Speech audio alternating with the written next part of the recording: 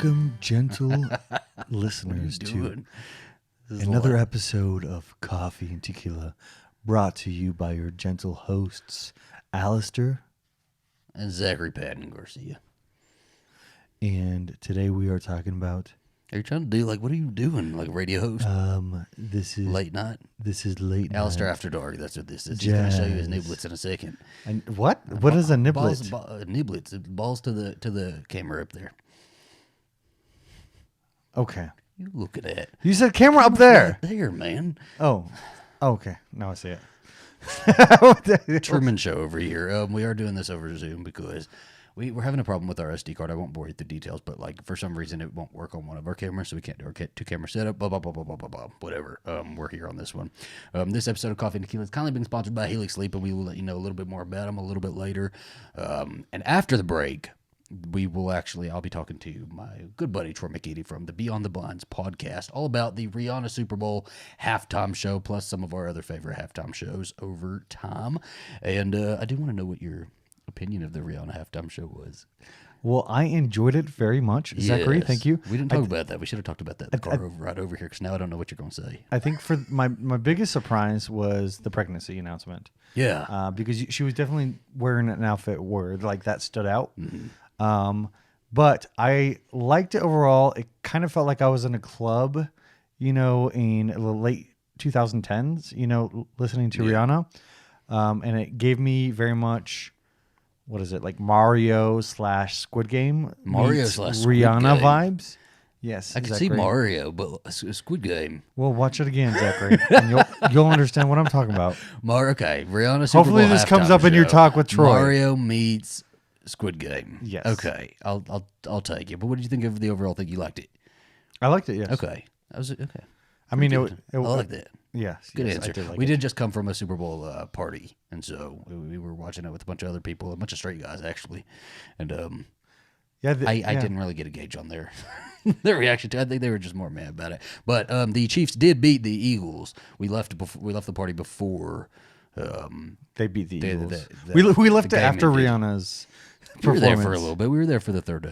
Because I was like, let's go, and you were like, let's wait a couple. You minutes. were not into the game. I could just tell he did not care. It was a little lackluster, I have to be honest. But the Chiefs did win. It was 38-2. They're pretty on par. 24. Let me guess. 38-35. 35. Yeah, so pretty close. But I almost got it. Yeah. Chiefs did win out. I don't know. Yeah, it was fun. It was fun. We were supposed to have a spoiler alert episode out. We're rambling, but we really should have had a spoiler alert episode out. We told you we were going to have a spoiler alert episode out, and we did not. However, to be fair, I did tell you all at the beginning of last week that we might be a little flaky. That if there is no episode Friday, then you knew how our week went, and our week was very, very hectic last week. It should be a little easier this week, so we will. I promise, we will have the spoiler alert episode go out this week. We're ready for it. It just was about sitting down and recording, So it was finding the time. Yes, yeah. Everything's been very hectic for us. Which we say all the time. All the time. Everything will always be hectic for us, guys. But we're trying our hardest. It was a particularly hard week this last week, but the weekend was pretty good. It was a good weekend. Oh my gosh, I had a hiccup. Yes, Titanic. What is wrong with you? What is happening? I feel jittery. I just had a little bit of a what is it called? An energy drink, alcohol. And I'm like, oh. He hadn't even drank alcohol. He was DD, so he didn't drink alcohol. Yes, DD. I, however, am 4 beers in. Yes, but we watched Titanic. We did. Titanic got re-released for the 25th anniversary. And because this is the 3D re-release, because you were telling me that we couldn't get 3D, non-3D tickets. And I was like, that's kind of weird. There were only 3D options. Yes, but it was good. I liked it 3D. It was fun. I think I could have done with or without 3D. It didn't really have an effect being 3D. I don't think it necessarily enhanced it, but I sometimes felt like I could reach forward a little bit. You know, that is what 3D is. yes. It just reminded me. It was so great sitting in there. I'd never seen Titanic in the theater when it came out. I was too much of a youngin', and even though my mom took me to see Scream in the theater, she did not take me to see Titanic. So I just remember watching it on like the 2 VHS tapes when it would come in 2 different VHS tapes. And I would always put in the second VHS tape because I just like to see the boat go down. It was almost my favorite because I love seeing Rose run around in her dress and get wet, and like I used to act it out, and I used to play in the bathtub with all my toys and act like the water was rising, and on the little like slope part of the bathtub, I was like that was where the boat was sinking, going down, so all of my toys would hang on. They'd be like, ah. It's funny that you liked to play the second VHS because I liked to play the first one and then pretend that they lived happily ever after. Yin and yang. This was a very depressing movie. Like we have seen it like 100 times. I think everybody has seen this movie. I think we've actually seen it times. together before too. We've seen it a bunch of times together. We even own it on home media. But it just was a particularly special experience in the theater, I have to say. It came out. It was re-released in the theater back in at least 2011 or 2012. I don't remember, but I remember it must have been 2012 because I was seeing. It was if you've ever listened to my first gay experience in high school, that video. It's over on YouTube. You can go find it. But I was seeing a guy, kinda. I was like, we were hooking up, and then we had like a falling out, and I was supposed to go see Titanic with him, and we ended up not going to see it because we had that falling out, and so. Yeah, you're the first person I've ever seen Titanic with in the theater. Thank you, boo. You're the first person I've ever seen Titanic with in the theater as well. And let me tell you, this has been a great time for James Cameron. Yes. You know, he comes out with Avatar 2. Everybody says they're not going to watch it, yet it becomes like the 3rd highest grossing film of all time. And then he's like, you know what? I'm going to re-release Titanic in time for New Year's. For Valentine's Day. Smart move. Which is a smart move. It's a great freaking movie.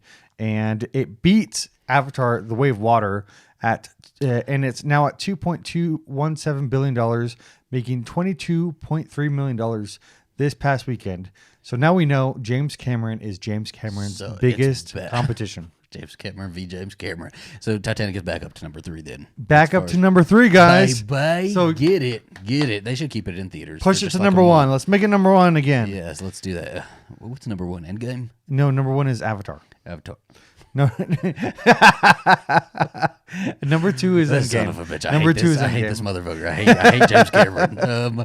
James Cameron really so when Titanic was being made, it was actually like over budget, over time. Like they were like really, it was a stressful production for all involved. It was. And there was a lot of like media outlets that were saying that it was going to come out and be a really big flop, right? And James Cameron was just like, well, it's just got to make X amount of money or else I guess it's going to be a flop. That's just seems to be his shtick at this point. And he comes out and he's like, yeah, I've heard it's got to make like $1 billion, $2 billion, or I don't know what we're going to. And then it just does. That's the kind of like, I need that confidence in my life. I need to just say, yeah, things just work out. Except for one anomaly, Alita Battle Angel did not. That was not the case. And guess what? I don't care about that one. I care about that one, and you should care because I care. You have a hot toy about that one. I do. I bought you a hot toy about one. that. Yeah. Yes. It's where is it? It's put in the box. She's chilling in the box right now. That's pretty pricey. You really left it in the box. Let's talk about how many pricey things that you have in a box, Zachary. I gotta set them up. I intend to set them up. Well, speaking of pricey, I got a question for you then. So what is the priciest thing you have ever, it's kind of leading me into my next topic here, my next hot topic. What is the priciest thing that you have ever purchased that it was not necessary, you did not need it, but you just wanted it? Okay, so I decided in my junior year of college, I had enough money to buy a new car. And even though I really wanted the new Jeep Renegade, it was a new hotness. I thought it was cool. It was Italian, but yet it was also an SUV. I lived in New York. I thought it was a cool car to buy, and I could have bought it used for like $10,000 less, probably a better version. But I decided that I wanted to buy my Jeep Renegade Orange Latitude new, and I think that's the most. I guess that would be the priciest, right? Yeah, it was the most unnecessary purchase I made when I could have had basically the same thing for much less. So you're saying used was it being new was the unnecessary part, right? Because I think I wanted a virginal car. Okay. It was a nice car. Yes, It's and it pretty was nice. stick. That was with the cow loan. That was So at West Point, they had to take out a loan, right? No, you It's- you don't have to, but yes, It was with the cow loan. Okay. and that's what I did. What about you? That's fair, though. I think that's fair. You needed a car. Did all your friends have cars at West Point? Did everybody else have cars? Around that point, yeah. Okay. Beyonce tickets dropped for the Renaissance. During Titanic. And last week I told you guys that we were going to go for it. We really wanted to go for it for the Renaissance tour. I was going to try to get Club Renaissance. I really wanted to get Club Renaissance, right? So it was Group A that dropped. I think the other groups, Group B and Group C, have not yet dropped. So they still have to worry about their tickets. But mine, we were going for the Chicago show. So those dropped. I have to say that this experience was not as difficult as the Taylor Swift Ticketmaster fiasco. That was such a nosebleed. You were pulling out your hair. I was every day trying to get that going, and we never got them. And we had the Capital One card, so we got in for that. We had like a code. We had we verified fans. We were there. I was there in the trenches every single day, and still could not get a damn ticket for that show. But Beyonce was pretty doable, honestly. I didn't have that much of a problem with it. Doable, but if this was your Pricey. first experience, you still would have been like, oh my god. I was stressed, but it still was very pricey. And there's actually a Time article that just came out about what is the title of it? It says, did I text it to you? Yeah, I think that you did. Beyonce fans are going to extreme lengths for tickets. So it said that Ticketmaster came out because Ticketmaster is under fire, so they were going to try to make this as good as they could have, right? They're probably trying to make up for the whole eyes on fiasco. them. They have eyes on them, so they were going to behave as much as they could. But they pretty much said that they told everybody that they were anticipating like 800% more demand than tickets available in Group A cities of New York, Chicago, Houston, Washington, D.C. Chicago was in there. Yeah, Group A, yeah. Yeah, and then the article goes on to say what people have been doing. Like, there's one guy who started an OnlyFans. I did see that. Yeah, I did see that. It was like Adrian Extreme. OnlyFans, I think it was like for Beyonce tickets. And then somebody else did like a GoFundMe. Yeah. And said like, this is the only thing I want in life before I die. Well, he says, organizer Jamal Anderson, who crowdsourced funding for the Renaissance tickets, he says, this is the only life experience I care about living before I die. Sounds dramatic, but I kind of get it. And then there's a bunch of people who were looking at the process for the U.S. shows, and they were like, oh my gosh, this is outrageous, right? It's too much. They were looking at tickets overseas as well, and our buddy Adam also was looking at prices here versus over there, and I think he's going to go to a London show instead.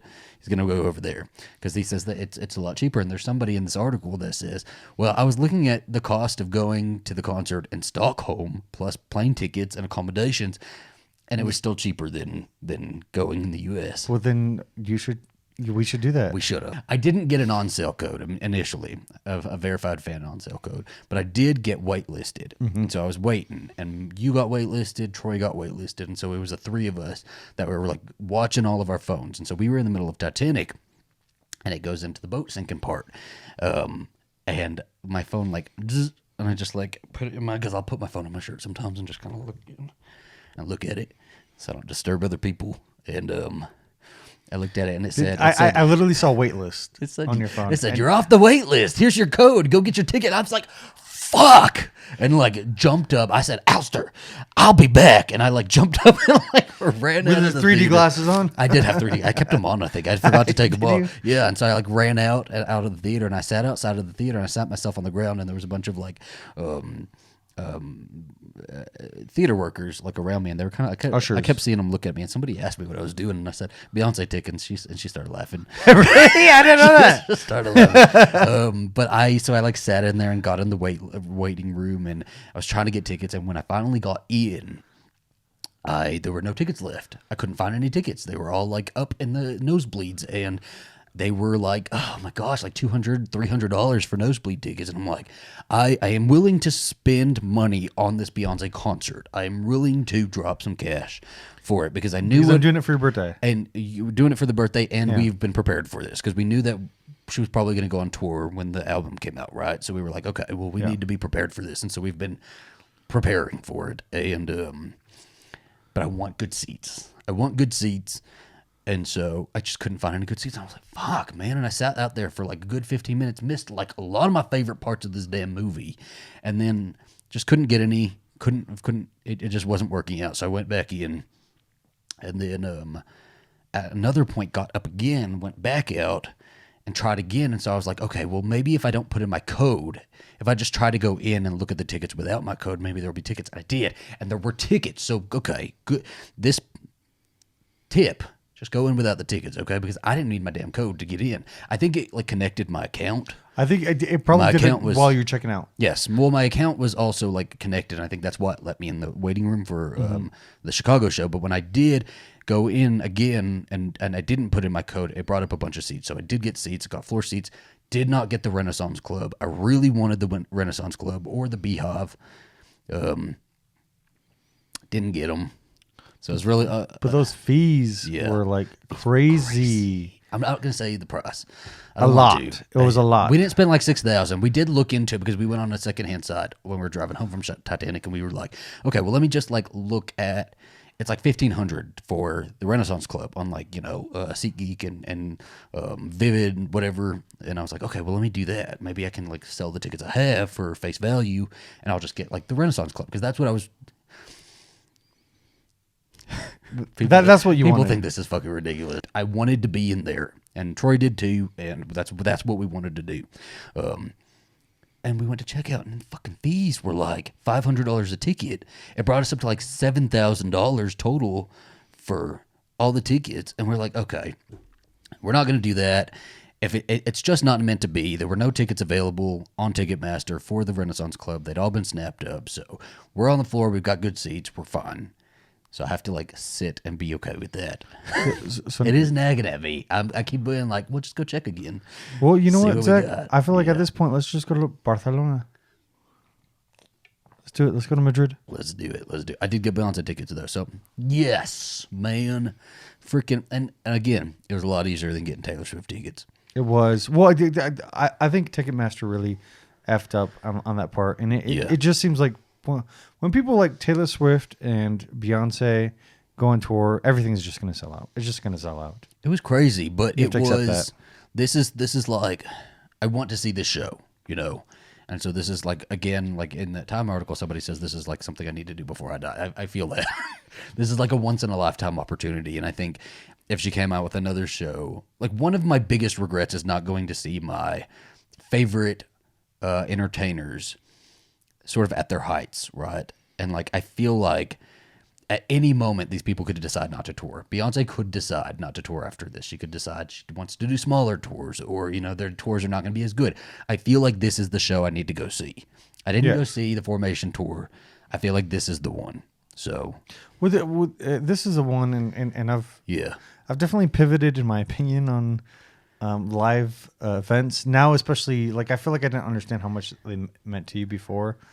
And in a frivolous way, though, like it absolutely, I do not need it, and I will continue to live without it. But it's just something that I am able to do. I want to do it, and I shouldn't have to explain myself. In a way, I think it makes more sense to pay for experiences that you're going to keep with you. Yes. Versus like physical things, like we were just talking about.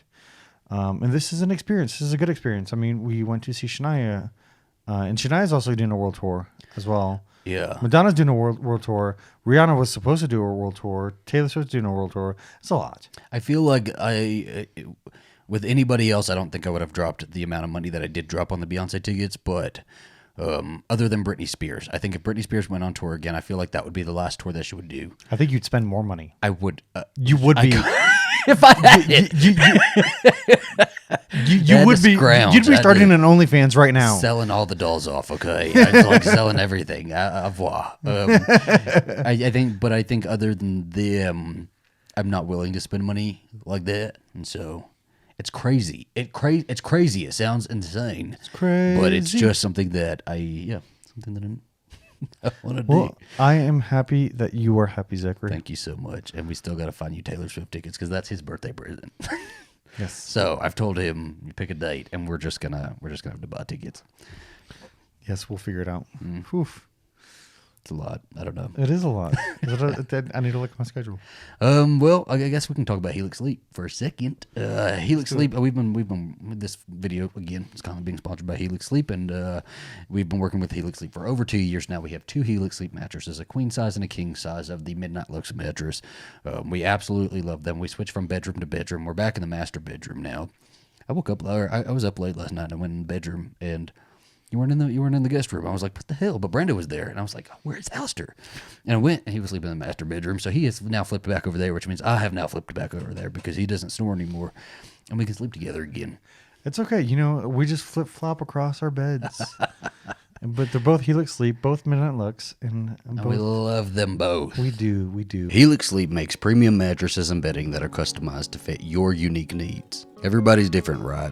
Well, Helix has this sleep quiz that'll match you with the perfect mattress. And it was perfect for us because we could take the quiz as a couple. Alastair is more of a side sleeper. I'm an all-over sleeper. Alastair likes a firm mattress. I like my mattress medium. We took the quiz and we were matched with the Midnight mattress. Now, one great part to all this is that Helix will ship your mattress right to your door for free in the US. It comes rolled up in a box and is super easy to set up, and we've done it twice. And if it makes you nervous to buy something that you haven't tried, well, Helix has a 100-night sleep trial, so you get more than 3 months to make sure that you absolutely love it. And if you don't, they'll come and pick it up for you and you'll get a full refund. Well, if you're somebody who knows in the market for a new mattress and you think that Helix sounds right for you, you can go to helixsleep.com/tequila, where you can get up to 20% off of your mattress. Plus 2 free dream pillows. That's so cute. And we are back, and I'm here with my good buddy, Troy McEady, host of Beyond the Blinds podcast, mega successful Beyond the Blinds podcast, and former host of Dunzo. Lots of drama there, but you can look that up on your own internet, Tom. And you also have a forthcoming, another podcast coming pretty soon, but we're not going to reveal any details yet. You'll just have to wait. I have a feeling it'll be about pop culture, possibly, or sports. You could pivot. Or football. Also, by the way, I have a feeling that you will somehow be a part of it and make your way on it every once in a while. That'll be fun. Maybe. I don't know. I don't know if you can afford my fee. Beyonce's doing 500,000. I want 100,000. Okay. My people will be in touch. We'll figure something out. Okay. Perfect. Yeah. So we are going to be here, as I said at the top of this episode. We're going to talk about Super Bowl halftime shows for a little bit, right? If you want to catch me talking about the football stuff, well, you're not going to get it today. Alastair's not super familiar with halftime shows, so we were going through it this morning, and I was like, well, have you seen this one? You've seen this one, though, right? You've seen this one. He's like, Beyonce, he's like Beyonce, J-Lo, Shakira, Yeah, those are so cute. It's just fair. What did you think of tonight's? So Rihanna just performed. Yeah, I thought it was really good. Like I liked how toned down it was. It was toned down, but like artistically, like stunning. And I love that there was such an emphasis on the stage, and you could tell that it was just a Rihanna stage. Like it just looked like Rihanna. It looked like a Fenty show. Honestly, it was beautiful. Oh shit! I wish I remembered her tour names. There was one tour do you remember the tour that she did with the It was very like geometrical. It was like triangles, like a shit ton of triangles, just like stacked on top of each other. It reminded me of that because it is very Rihanna stylized. Is what it felt like. I honestly didn't know what you were going to say about it because the internet's a little abuzz with it right now, and they're a little mixed. So it's a very mixed performance right now. She did all of the medleys, all the greatest hits, all of the ones we remember. I did see the rumors that she was going to have somebody come on with her, and 2, some new single that she was going to be doing, right? Or like an announcement of an album, or like announcement of a tour. Very Beyonce, right? And she didn't do any of that. She came on, she performed her medley, and she exited. She did. But what did you think? I'm not sure. I think we're really conditioned to expect the level of female showmanship that we've kind of, got accustomed to over the last decade. But I do like how toned down it was. I think that it really, I feel like if you were there, it was a fucking rocking time. It was everybody was on their feet. Probably everybody knew all the words. They were all singing along. I just don't. I'm not sure how I feel about it translating to TV yet. I think I'm not sold. Yeah, I 100%. agree with that. And we just learned that she's pregnant. Yes, And like biggest part of it. the biggest part is that she's pregnant, and like I could definitely see that there were parts of it that felt toned down for that reason. Like, you know, she was not doing the dancing was definitely choreography. toned Yes, down. No. that baby was not sitting in that belly rattling around just like. It's so Rihanna to like be super chill. Like I would never picture Rihanna jumping from the roof or I love that everybody references that right there. You know, I watched with a bunch of like straight like soldiers that my husband works with, and they were all talking about that. Yeah, who wasn't it Lady Gaga who jumped off the roof? Why won't she jump off the roof? Like all of It's like, why do you ask Adam Lambert why he doesn't jump off the fucking roof? Do you I was ask Ed very Sheeran proud that? of all of them though, because they all said, because I asked them all, I said, what was the worst one then? What do you think was the worst one? They all said Adam Lambert. Good. So I was real happy about that. They're like, he just took his shirt off because he had nothing else to do. I'm like, yes, correct. Yeah, like, you know, I thought it was really good, and I thought a lot of the attention to detail was missed because she wasn't doing some, you know, she wasn't coming in on a giant lion like Katy Perry or whatever. Like, but the stage was incredible, and I thought she picked really good songs, and it was just really like kind of like chill, but also like you said, like really fun. Rihanna. Yes. Yeah. You know, it was perfectly Rihanna. And we hadn't seen her perform in such a long time, right? And so like this was a really good like reminder performance. Like remind us of the songs. Like let us all really, because it came to my mind immediately. Every single one she sang, you know. I got really into all of them. And that's kind of what Beyonce did too when she first came on the Super Bowl. Remember, like she didn't have any new material or anything. It was the same dancing, same choreography, same sort of visuals. You know, she came on and did Beyonce and reminded us who the hell Beyonce is, as if we could forget. And I think Rihanna did that same thing. I have a really big love for. And I saw it for the first time during Kanye's Pablo tour, the floating stage. I fucking loved that shit. I thought her floating stages were so fucking cool. Me too. They looked like Mario, like Super Mario levels. Like it was just so. I tell you, like this feels like Mario.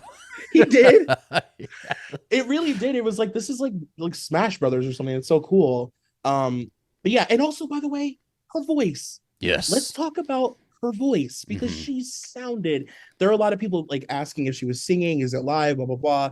And yes, there was a backing track because it's the Super Bowl. Yeah. But she was singing her ass off. Yeah. She I was could hear it. singing. And even if she wasn't, listen, I am somebody who does not. I don't care as much about the live vocals, you know. I want a show, and I still think she gave a show. I think it was simplified. She had the dancer, she had all of the elements, you know. And I thought it was really, while it was toned down, it was still a spectacle. Like I had my eyes all over that stage, you know. Yeah. So I was into and it. also there's been a rumor going around for the past few years that Rihanna lost her voice, and a lot of people.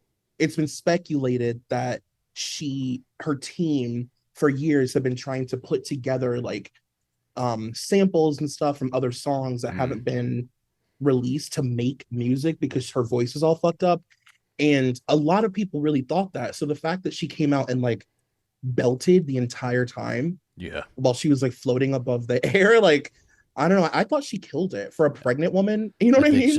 I think so. And that's been confirmed, right? I didn't have time to look at that before. Yeah, we started. it was confirmed. Yeah. Because I didn't have my contacts in, so I couldn't see like clearly.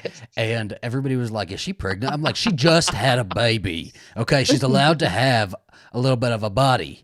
No, she's pregnant. She's pregnant. Yeah. They were all right, and I was wrong. I always forget that you can't. Can you see me right now? I can see you. Yeah. Okay. You know, we were in New York, and my husband told him that, and this motherfucker would not leave me alone about that. Like the rest of the weekend, he kept pointing at things. Like we were at the View, and he kept pointing at things. Can you see that? Can you see that? Because I didn't. Can you see Whoopi? Because I honestly didn't know. I had no idea until that moment that you like. You're so good at not making people know that you can't Troy, see. I truly don't know what you look like. Okay, I've never seen you know. I just feel around my screen. That's all I do. I think you did that at one point too. We were sitting in your kitchen, and you like looked at you like pointed at your face. You're like, Can you see me?" I said, "No, I don't know what you look like." Have you ever seen me before? Never. I don't even know what Brandon looks like. Yeah, I really, I don't know if this is like gonna rank among like my favorite Super Bowl performances, but I think it's up there. I think I like it more than Katy Perry's. I wasn't a huge fan of Katy Perry's, even though it is. I can like fully admit it's iconic at this point. Like, did you watch the documentary about that one? Like her putting it together and stuff. I thought that was so fascinating. I thought that was so cool. Me too. I'm just not a big Katy Perry fan, so like. I think Rihanna did it for me a little bit better. But we kind of want to talk about some of our favorite Super Bowl performances. There's a lot of them, so we can't go through the rundown on all of them. But I figured we'd just go kind of through a little bit of them. So the Super Bowl, just quick history, was changed by Michael Jackson. He was the one that changed it. I had to go back and do a little bit of research because I remembered that, but I didn't remember I didn't remember if there had been other performances before him or anything, and there hadn't. There were like the Super Bowl halftime show was always like dancers and ice skaters and like people on ribbons, and it's very Cirque du Soleil throughout the entire thing. There was like a Disney on Ice one at one point. Yeah, they were promoting Disney stuff a lot, like Vanessa Williams singing "Colors of the Wind" and it's like this really random thing because that's like when you get up. It used to be when you would get up to like leave the TV. And they didn't like cater to the ratings of the halftime show. But then Michael obviously changed that. There's a YouTube channel on YouTube called The Detail, and I know you know about that one, and full of Michael Jackson like facts and stuff like that. So I watched a video about that right before this, and tons of good facts about his first Super Bowl show. Quick 12 minutes, really good. I'll link it down below, and you guys can go check it out. But couple of facts for it. They like approached him because the year before, I think, one of the networks, a competing network, had run their own like Super Bowl like little halftime thing with like a counter down in the quarter saying, "Okay, this is when you can flip back to football, and for now you can stay on our channel." And so the channel hosting the Super Bowl was like, "Oh, we can't have that," and so they approached Michael Jackson to do the Thriller Bowl is what they were calling it. And so Michael Jackson didn't know about football or nothing. He was like, "What do I do? What is going on?" I don't want to play. Like very much like Janet Jackson, like hot Cheetos. Like, what is it? What is the Super Bowl? And so Michael Jackson and his team went back and forth with the network for a long time. At first, he wanted $1 million. They didn't give him $1 million, I don't think, but they did donate $100,000 to a charity for him.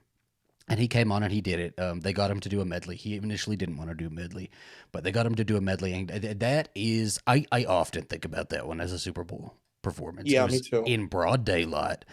It starts and he's like, and Michael Jackson was king of the sizzle, right? And so he pops up in like 3 different places. Each like pop up gets like its own minute, just like posing with the sunglasses, before the real Michael Jackson comes up. It's fucking wild, man. That moment when he like is standing there for what feels like so long, and then his hands go up and they take off the glasses. It's just like it's like it literally makes you like rabid, it makes you like crazy. Oh, and it did. And people lost their shit. Yeah, it sends people into hysterics and like crying, and I think it takes a lot of it just takes a lot of balls to stand on stage for a full minute and not move or talk. It's really like, and it's risky, but like with somebody like Michael Jackson, like he wouldn't have ever known that wouldn't work. He understood the sizzle. He understood the mystery. He understood like when he was popping up around the stadium, people were fucking looking everywhere. They were like, where the fuck is he going to pop up? Right. Like, and then he pops up and it's him and he still like waits. He takes a good like 5 minutes of his own performance, just sizzling, and it's magic. It truly is. So that's a really good one. I definitely would have that like in my top 5. But what are some of your favorite Super Bowl performances? One that's always really stuck with me since I was little, well, not little, but like younger, was No Doubt's performance, because that was like peak No Doubt. I think it was like hella good. era, What no year was doubt. that? That was 2003, and that was Shania Twain too. So Yeah, I loved some No that was Doubt, and then great. I saw Shania Twain. I'm like, That and she was came like, out in this like custom Undertaker like sort of long train, yes, right? Like bedazzled yes. It was bustier. like gay Undertaker. It was fucking. She is a Shania Twain is her She own type of is. fat, okay? And I love that she's leaning into all of the pink these days. And Mhm. it was that was a good one, wasn't it? I Yeah. love, and Gwen opened it with just a girl, Mm. and it was just like so cool. That one always really stuck with me. And I also always really loved Madonna's, obviously. So it was Madonna pretty much that like reignited the Super Bowl halftime show because Yeah. for a little bit it had like gone stagnant. And I feel like right now it's kind of a little stagnant. We're Hmm. kind of like having our like ups and downs with it. But Madonna, you want to talk about a Super Bowl halftime show? That was like the Would you say Madonna or spectacle. Beyonce? Which one like hit harder for you? Okay. I'm gonna say a lightning strikes me and I split fully in half. I'm gonna say Madonna only Mm, because I would say Beyonce if that if it was a different time. Like you said, there was no new music or anything. yeah, And like it feels so unnatural right now to think of Beyonce like performing like a Sean Paul song yeah. at the Super Bowl. You know, it's just like the timing for me wasn't that's not I don't love like Halo era Beyonce. I'll be honest about that. Oh, she ended every single performance with Halo. Every single one, Every always. single one with And I some ate all image of of it like up. a globe and you know like holding I it's did just not ugh. like when she would, and we'll go back to the Madonna because I really want to talk about Madonna. But I used to fucking hate when she would make her stages like her face, and it would like look Oh, wonky. the wonkiest, the absolute wonkiest. And then Terrible. that moment where she didn't line up with the fucking graphic on the Oh, I ground just laugh every single time. It's fucking hilarious when she when she like trolled us because we've all been asking where's the Formation World Tour DVD, and so she put right. out a T-shirt on her website saying where's the Formation Tour DVD, and so Yeah. somebody else made their own T-shirt and tweeted it at her and said, and it was a picture of her missing her mark at the Super Bowl Yeah. because you know that shit That fucking moment. irritated the fuck out of her. I bet you people got fired because of her not landing on her own Hmm. mark. You know what I will also say about Mm, Madonna's performance, and this never gets mentioned, is that Madonna. So one of my things about Madonna is that I think if she wanted to, not that she yeah. needs to, but if she wanted to, she could be a real ass DJ Mm. because she is so Please don't say it. like Don't give her the idea. no, I know literally like She's that gonna do will be the it. whole tour, just her DJing and not dancing. But no, like she's so good at mixing music.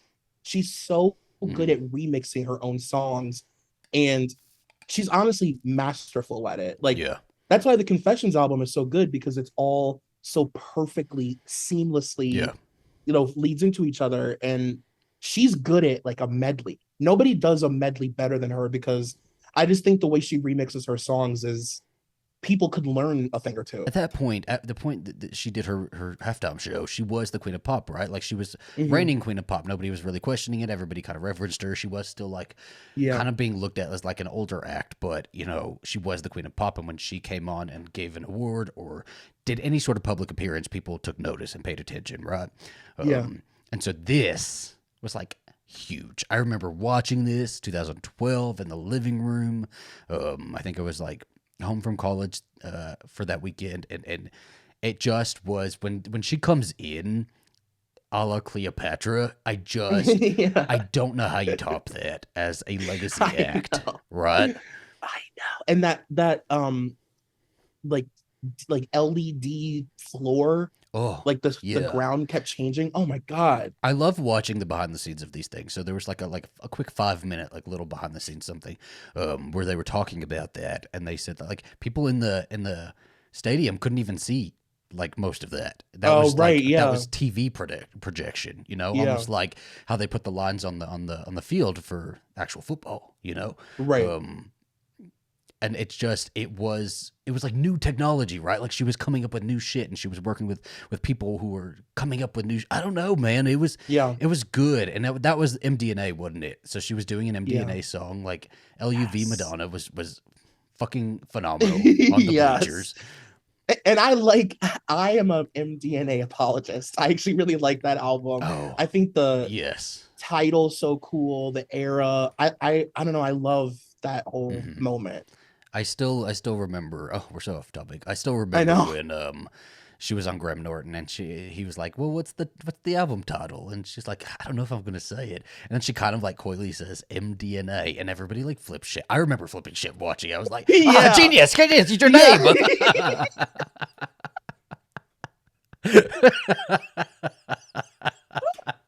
It's true. I was the same way. I was like, this is literally. I remember I would just read it over and over. Yes.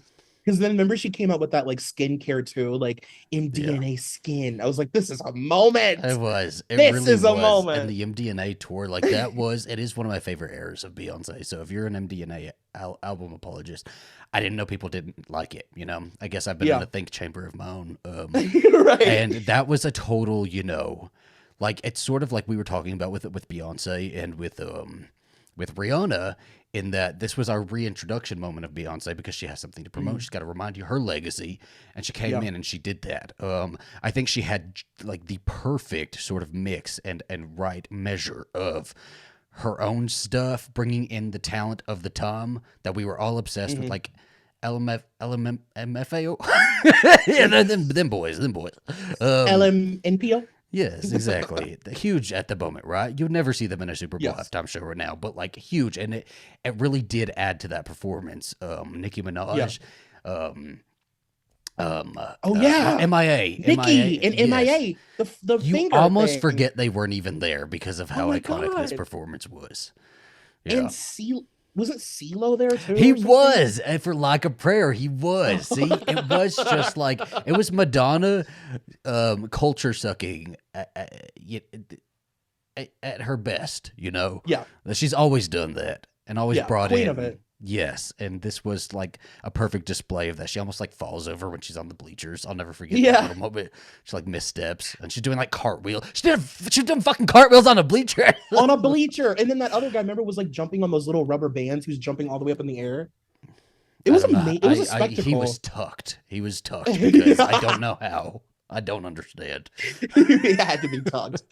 It was a full fucking moment, and it was something that was like, I don't know. It was just like good energy. I think she even talked about that after the whole MIA controversy of giving the finger, and like Madonna came in like she wasn't queen of controversy, and she was right. Like, it was good energy. I don't know why she had to ruin such good energy in the room. It's like, come on, Madonna, really? You didn't know she was gonna do that. Right. And if Madonna was performing at the Super Bowl now, she would show her full vagina. I'm not kidding. She would spread it open. We have tickets to the celebration tour. I'm very worried about which Madonna we're getting. Red hair Madonna that keeps showing up. I don't know, man. It's gonna be. I'm nervous, and we have every right to be nervous. Yes. I mean, everybody talks about Janet, but like it truly was like a cultural shift. Like it was an entire shift. Yeah. Well, the thing that sucks about that is that it was actually a really good performance. Yes. What'd you think of her outfit? I want to know what you think of her outfit for that one. I hated it. I did too. I hate. Yeah. It's literally one of my least favorite Janet looks. What ever. Was it? Was it a samurai? Was she Samurai Janet? And I why? And she came out with like the bed sheet like wrapped around her at first too. Yeah. It was just so gaudy and over the top, and like it didn't translate well on TV. Like it looked bulky. But yeah, I mean, it just sucks because that was a really great actual performance, and like nobody knows anything about that performance other than that 1 second. But she actually performed her ass off, you know? Yes. She was all over that stage. The stage was really cool. Like she comes down on a lift, you know, it was like good shit. Even when she brought JT out, it was like right moment, exact right measure that we were just talking about of like, you know, current and herself, and that just overshadowed it, and it's a real shame because who else was performing at that? Also, it was There was a bunch of people. You just talking Oh, about there how were other nobody people. remembers it. Yeah. I don't know. I have no idea, honestly. Just the nipple, just the titty. Yeah. Yeah, just that Who said they giant didn't want to pierced see her nipple. 40-year-old titty? It was was that Chris? That wasn't Chris Rock. It was Chris Rock. He would say that. He would. Absolutely. That's why I got slapped. I'll never forget that piercing. I remember being young Yeah. and being like, what's that? And how's it on there? Because it's such like you just wouldn't expect it from her because she's like. Meanwhile, her like fucking nipple rings are just like.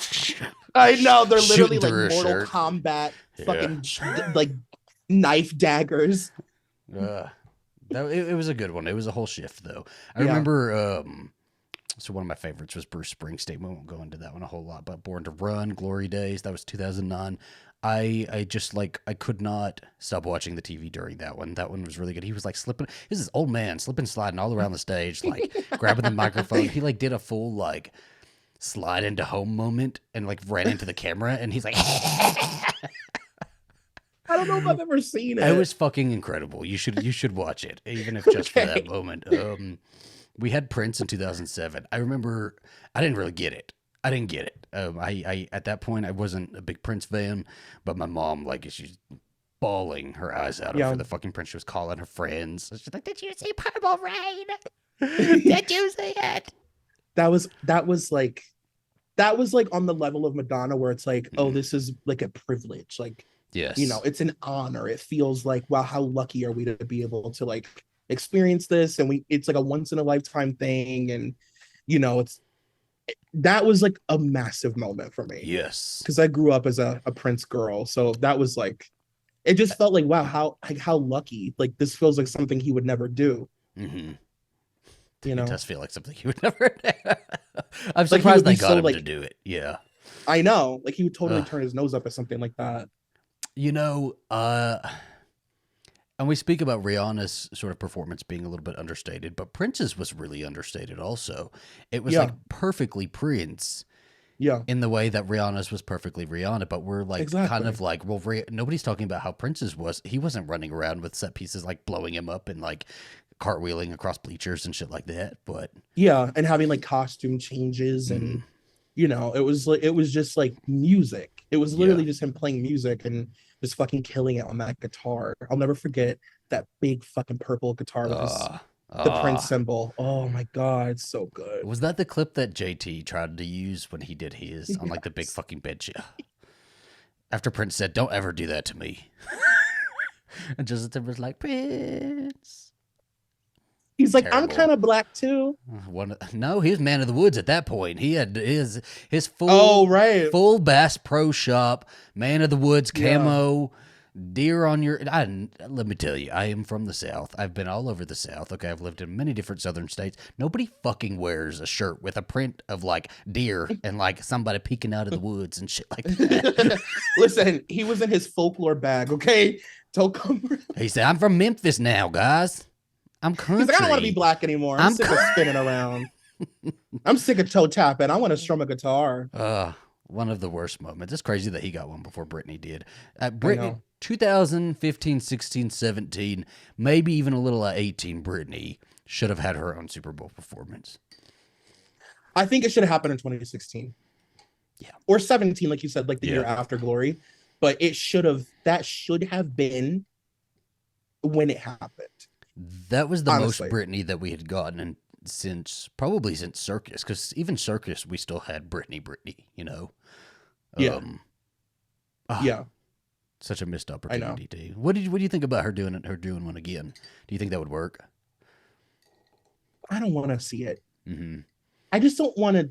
It's enough to be like, I get enough sleepless nights of her just posting a video on Instagram. The thought of her being subjected to the world's biggest stage at this point is like a no for me. I don't want it. I don't need to see the weeks of criticism about it and about. I don't ever want to hear somebody talk about Britney Spears lip syncing again.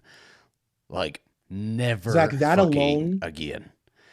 Just the thought of that. Mm-hmm. Like I was appalled by that during Circus. Yeah. I was like, where have you been for the past 10 years? So yeah, the time has passed, and I don't know. Yeah. I just don't think it would be right. Hmm. But let's talk about the 2001 one. I mean, what did you think about that one? Oh, iconic. And she, at that point, should have been able to command her own Super Bowl, or at least I like know. be the headliner of the Super Bowl, bringing in Justin Timberlake, you know, Yeah. in sync. She should have been the headlining act. I know. Isn't that so crazy? Like at that moment, or I mean, you could argue obviously that NSYNC was like on some similar level, Hmm. but she was the most famous person in the entire world. And it's Yes. wild that she was like the CeeLo Green of Aerosmith's She almost felt performance. like an Like, afterthought of that. Like it was she felt like she was the afterthought of NSYNC, which was crazy to me. Every time I mhm, watch it, I think that's crazy. It feels so crazy. And I it was know. so like effortless. It was such an effortless performance from her too. She was doing it, probably freaking out, thinking how exciting it was to be at the Super Bowl halftime show. But it came off so effortless, like just a cool performance Yeah. that she was going to do. Sometimes you have some good Yeah. performances. Sometimes you have some not good, so good performances. But this was a good performance. You know, and No, she you're looked like she didn't put a lot of sort of, and this was the genius of Britney, that she didn't put a lot of effort into her outfit, even though we know she did, but like mhm, just like classically Britney. mhm. Yeah, just like fun and like it kind of felt like a performance that for her was like I don't really get to perform like this a lot, Yeah, like in this kind of way, and like this is really cool that I she got get to to be like rock star chick, and Britney yeah, loves a rock star chick moment. I walk around my house yeah. still sometimes going up in the air, just like that one line, just that over and over. you know Will you do that one more time? no, I can't. No, you have to repeat. Okay, hit that button that says go back 30 seconds. Zachary delete. Mm, Um, but no, yeah, you're right. She had her little rock moment, which she wants to be a rock star. It was giving very like you ought to know, yeah. well, circus tour. She even had rock star hair. When Britney was playing the Yeah, character is when she changed up her hair to be like rock star hair. Very yeah. full, very like straight edges. It's good. And also, by the way, speaking of that outfit, can we talk for a second, just for a quick Yeah, second? sure. The genius Hmm. of them taking football pants and Yes. turning them into low-rise Britney pants with the seam in the front. And Hmm. like that Aerosmith shirt was so cool. But my favorite detail, because I love a Britney arm moment, Oh was that yes, fucking Troy loves a Britney arm orgasm. He's it's titillated like at this moment. she is at her best when she has something on her arm, and that tube sock oh my You see it god. if you know what we're talking about, and if you don't, go back and watch the performances where she does have something on her arm, and she will flick it a good bit just to kind of, she's feeling herself when she had like little just like scragglies all over her. When Yes, she had things to kind yes. of whip around. Mm, Fabrics and mm. strings and yeah, totally. Yeah, I'm so happy we didn't get Britney, Samurai Britney. That Yeah. I guess though, like what if you could have chosen like any year for her to do it on her own, not just recently, but whenever, when do you think it should have been? it would have been either 2016 or 2003, 2004, like in the zone era. Because I think in the zone era, Yeah, she would have been really feeling it. And I think she would have given a top tier performance for that one. I do That would have too. been another like headlining, or not Yeah. even headlining, but like that. It would have been one of the more memorable performances of all time for the Super Bowl. I had 1000% agree with you. I think it would have been, she would have given the same energy as that ABC special with like Toxic, when Yes. she's just like basically a fembot. Like she's going so fast and Hmm. it's so sharp and she's so into it. It would have been like that for sure. And which is interesting because the Britney era really did have like the show stopping pieces, the set pieces, and all of that, right? Like the Onyx Hmm. stage does not compare to the Dream Within a No. Dream tour stage, Yeah. but I think Britney as a showman was really settled into her comfort during In the Zone. And I think that would have been really Yeah. nice. I think 2016 we would have got a lot of mess ups from her still. It would have been a little rough to watch, but I think it would Yeah. have her personality would have shown through, like she would have had an ear to ear grin. She would have Oh, been so fucking excited to be there and doing oh it. my God. And you're Yeah. right. At that point, she had been dancing for Hmm. so many years consecutively, nonstop, that by the time she got to in the zone, in the zone, her dancing was just like, I mean, it was like not human, Yep. completely on a different level. Crazy. I know. It always goes back to Britney for us. I know. Every conversation. What other ones do we have though? We did kind of already talk about Beyonce, so we won't go into it, but I want to talk about Beyonce second. I will tell you, I think that is probably my favorite Super Bowl halftime show ever. The moment where the moment where she comes out, does her little bit, Bruno Mars does his little bit, and they meet in the middle. Poor Chris is in the back. There's a tweet on Twitter saying that Chris Martin is Beyonce's little white boy forever, and it doesn't show any more than it does in that performance. And he's just in the back, like rooting on his Beyonce, you know. Like, he loves her so much. Oh, he loves her, and you know he makes her giggle. She giggles all the time with him.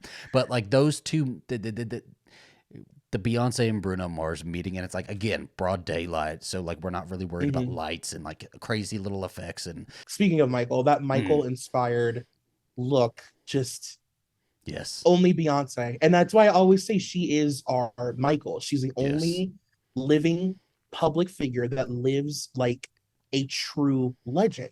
You know, she's not like you're not gonna catch her like Doja Cat, like shitting on fucking Instagram Live. You know what I mean? Like you'll never get an interview from her again. No. And it's a part of the moment. You know, she has to, now she's an entity. She's a goddess.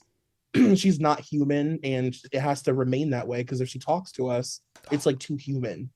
Crazy, man. Oh, it's freaking wild. We also have Renaissance tickets, so we'll be at that as well. We do. We are gaying it up. This year, man. We're in it. We're in it. Shakira and J-Lo was like, that's my husband's favorite. He loves that one. I liked it. I really listen. I'm a J-Lo apologist. Oh, absolutely. Yeah. We've talked about this, because Alastair loves J-Lo. He would die for J-Lo. He's obsessed. Like, he really is a stan. Yeah. And I get it. Like, I am an apologist for Jennifer Lopez. I just think it's like really fucked up to like completely denounce Jennifer Lopez's entire star power, business sense, success, ability. It's like, yeah, she's stolen some songs. It's fucked. It's fucked. All of the politics around that are a lot more complicated than people make it out, though. They think they act like she was the one in control of all of that, and she really wasn't. Right. You know? She was being puppeted by some manipulative asshole. Be mad at Tommy Mottola. Yes. Stop being mad at Jennifer Lopez. Let's be mad all at Tommy. talk about Tommy Mottola more, because he's still walking around happy as a clam. He gets no pushback for anything that he's done. Nothing, but Jennifer Lopez is to blame for Mariah Carey's entire breakdown. That's unfair to me. Unfair. It just truly is. So she didn't get her Oscar nomination for Hustlers, but she made sure as hell she was going to put her Hustler skills that she learned for that movie up on display in that performance. And I really loved that. And she got a lot of blowback for it being like inappropriate, and she was just stripping on stage, but she wasn't doing that. It was pole dancing, and pole dancing is like an athletic thing. It's a full athletic performance. Yeah. And I'm real happy she did that, because I think it was real good. Yeah, I did too. I thought it was cool. And women just can't win when it comes to stuff like that. It's like, people are mad at Rihanna tonight because she was so covered up. Yeah. And they're saying like her outfit could have been sexier. It's like, literally, fuck you. How about People don't, and I can already hear it. Where the costume changes. Why was she in that the whole time? Why was she? Shut up. Like, can a woman just get on stage and fucking perform? I know. She's got hits. You guys got to listen to her hits. For the first time in a real long fucking time, she performed. Let's be happy about that. Yeah, okay? and let's celebrate that. Yeah, let's celebrate that. Okay. Absolutely. So who do you think? Okay, so two questions to kind of round us out here. Who would you love to see headline the Super Bowl halftime show? And it could be she or here. We say she because we're a couple of faggots, and I know there's gonna be of course. She. It's gonna be a girl. Yeah. And that person could add whoever you want in there, like bands, whatever. And then two, who do you think will end up on the Super Bowl halftime show in the next at least 2 to 3 years? Okay, so my answer is the same for both. Okay. Miley. Really? Do you think she would get it? I think that Miley would be absolutely mind-blowing good. Like I think it would be just incredible. Like, and she has so many eras and moments and Yeah. hits. And the thing about Miley is like, I was listening to somebody this podcast. I wish I could remember what it was, but they were talking about Missy Elliott's "Work It," Hmm. and it was like a breakdown of that song and like why it's so culturally important. And one of the things that they said was that Missy is one of the artists of our time who has made consecutive stadium hits, Hmm. meaning like if you go to a basketball game or like, you know, whatever, Oh, like you're yeah. going to hear "Work It," right? It's like a staple. Like Hmm. it's just a part of the experience. And I feel like Miley is another one of I those would people agree where with that. you know, she has like sing-along songs where the whole world is gonna sing it. We Can't Stop. We've got Wrecking Ball. Flowers is got a mind of its own right now, so it's Yeah. that's gonna be one. Do you see all the flower shops writing? I can buy myself flowers like on their stores. You Yeah. know, like that sort of staying power is created by Yeah. shit like that. She's got that. Um, I mean, And Party she's in the so, USA. You I know, mean, politicians are all trying to fucking use that shit. right. People would just be so, it would just be so fun. And, Mhm. you know, and she's also just so talented. Like it would be such a cool spectacle, you know? And she really only has to do a few too. Like she doesn't have to have Yeah. this massive catalog of stadium hits. She could just have like Right. 3 or 4, and that's a Super Bowl halftime show right there. You know, it Yeah. does annoy me a tiny bit when like they move on too quickly from song to song, and like it's barely a verse. You know, Yeah. um, I think she could have like a really nice, like lengthy Super Bowl halftime show. You know, with a Yeah. good portion of her songs in it. That's interesting. I wouldn't have thought that honestly. Yeah. What's your answer? Oh, I totally think Taylor Swift is going to do it. Yeah, But I'm me like too. wondering because Taylor Swift is so calculated that trying to think of what's going on in Taylor's mind is like it'll give me brain bleed, you know. So I'm like, Yeah. you know, she has the halftime show in mind, but you know Yeah. she's already decided when because she tells them when she's going to do it. You know, she's already decided when she's going to do it. So I'm like, Yeah. hmm, She's 8 steps ahead for sure. yeah, because you would think it Yeah. would be the before the Eras tour, but it's not. So then I don't know. You know. I mean, the potential though, like again, she just has so many singable Hmm. songs. Like there would be such a great ebb and flow because she has like because you need your like ballad moments, you know, you need your like Yeah. slowed down moments, and it would be amazing. I actually think Taylor would be really incredible. I think it would be really fun, and especially because she's like a stadium touring artist, right? So it makes Hmm. sense. I think she could. I think she's going to do it. Who I would like to. I would. Oh man, probably should have thought of my own answer for that one. I would love to see Britney, but I just think that Britney doesn't want to be there right now, and I don't want Britney performing if she doesn't want to perform because it's gonna show. So if she Yeah, ever like gets super into it again, I would love it, you know. But yeah. mm, we did get Rihanna. I would love to say Christina, but like I just can't do the belting. I can't do the runs. Yeah, I'd rather not. She I had don't. some kind of Yeah. moment today, didn't she? She was like She doing took her own. something. She said, if they're not going to ask me, I'm going to take my own pictures for Super Bowl. Literally, I was like, what is she doing? Christina. Oh my gosh. Fucking Christina. I was like, wait, she's not performing. I would love to see Bruce Springsteen. I'm like a huge Bruce Springsteen fan. I would love to see Bruce do it, but I would also really love to see Mariah. I think Mariah would be really good. Okay, me and Jesse were talking about this earlier, and it would be so cool. I mean, Mariah is another one where it would have been so great in Yeah. like 98. Can you imagine like 99 Mariah? Heartbreaker Mariah. She could still do it. She could still. She Do oh She just totally. needs like and again, she's not going to do all the choreography. She's not running around and doing stuff. But put her in set pieces like a Yeah. flying car that's like all over the stadium and shit. You know, Yes. give her And as own long as she dancing has like a sharks. fan, You know, yes. you know what I mean, to bounce her on hip to hip. Talk about stadium hits. You know, Mariah fucking Yes. Carey, man. Yes. That's the one. Okay. Well, Let me ask you, can I ask you one more Yeah. question? Okay. Just one super quick question. Go for it. Who's your least favorite? Like, what is because people love to talk about the worst. What is your worst Super Bowl that you can remember? I do think so like this is the thing, right? Is like I am of a certain age where the 2000s were my Super Bowl early years, right? I don't really remember the 90s unless I've like gone back and watched them on YouTube. So the worst I can think of are like, I don't fucking know, man. Adam Levine. Like I'm really having a hard time deciding one that wasn't Adam Levine. It's between Adam Levine and Justin Timberlake. I think they're both like, they were both fucking terrible. I could not. I was seething watching them and being like, there are so many women that you could have given this to this year. Yeah, those. I think that those have to be the answer. I will say, the Black Eyed Peas is like insane. I'm an apologist. I'm an apologist for it. Oh, the spectacle they gave us though. It was a spectacle. It was very like 2010, like. Yeah. You know, laser lights, will.i.am, you know what I mean? And Fergie just screaming. It's always the Fergie scream. Summer, if you want to get down. Okay, that was my only question. I just needed to know. I needed to confirm.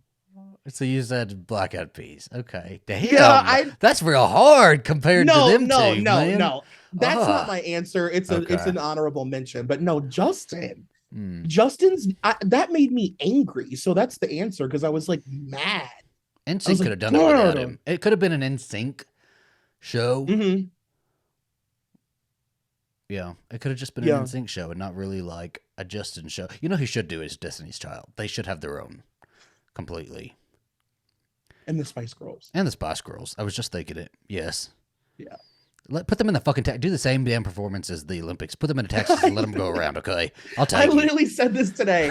I was like, their Olympic performance is like that's the Super Bowl. The sound was so shit, though. We need one with a better sound. So, like, redo it, girls. Redo it. Get back out there. Just let Posh just, like, pose. Don't make her sing. Don't make her do nothing. Let her design an outfit for herself. And let her just stand there, okay? Yes. That's it. That's all we need. Yeah. You know what? Honorable mention just before we head out. Okay. This wasn't last year, was it? When did Eminem did it? The Eminem, last year. Dr. Dre. Was that last year? We were having a debate about this, and I couldn't remember if it was last year or the year before. I really liked that one. I was real cool. into that one. Yeah, that was cool. I was thinking that Eminem would come out tonight, and people kept saying, well, no, because he was there last year. Yeah. But, I thought that was really cool and, like, different. It was good. It was good, and it was, like, I do really appreciate an ensemble performance from a bunch of different artists, you know, and they all got their own little house. I thought that was really interesting, you know. Yeah, it was cool. Yeah, well, I guess we will end the episode of Coffee and Tequila here. Thank you so much, Troy, for coming on. Thank you guys so much for listening.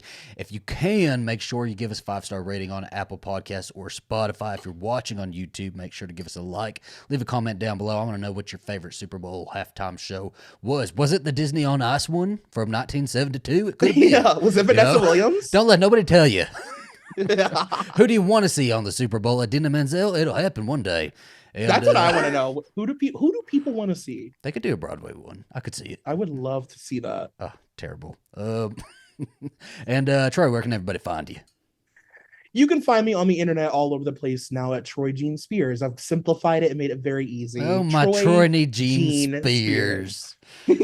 Love you. I love recording with you. So thank you so much for coming on. And, I love you too. Thank you for having me. Yeah, and we will see you next time.